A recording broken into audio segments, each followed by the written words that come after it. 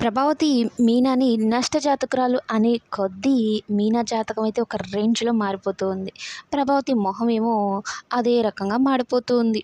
ఇక మొత్తానికి బాలు చేత నల్లపూసల కార్యక్రమం అయితే సక్సెస్‌ఫుల్‌గా ముగించేస్తారు.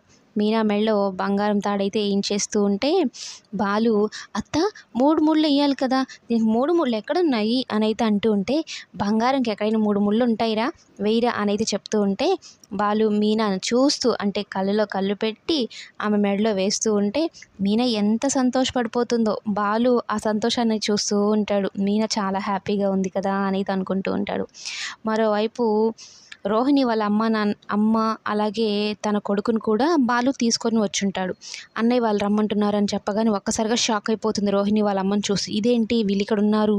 ఇప్పుడు గాని నన్నిక్కడ గాని చూస్తే ఇంకేమన్నా ఉందా అన్నట్టు మనోజ్ వెనకాలనే దాక్కుంటూ ఉంటుంది.